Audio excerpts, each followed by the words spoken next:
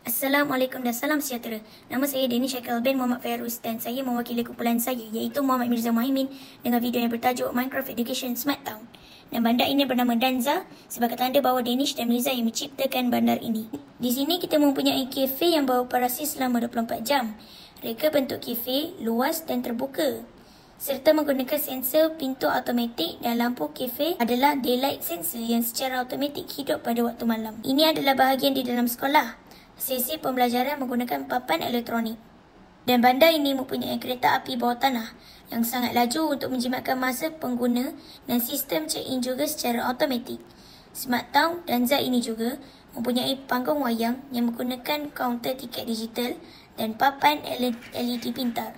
Bandar Danza ini menggunakan pelbagai reka bentuk rumah dan rumah saya menggunakan lampu automatik, pintu automatik serta lampu halaman menggunakan tenaga solar. Oh, jangan lupa, arcade yang beroperasi selama 24 jam dan ianya sungguh menghiburkan. Dan kedai popular di bandar kami iaitu kedai bakery yang bersih dan mesra alam dekorasi hijau. Saya akan melawat kawan-kawan saya di hotel. Jumpa malam nanti.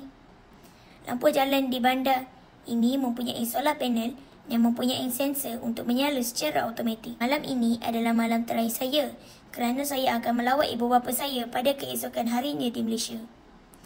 Bandar ini juga mempunyai lapangan terbang yang menggunakan ciri pintar yang memudahkan serta menjimatkan masa. Semoga kita berjumpa lagi.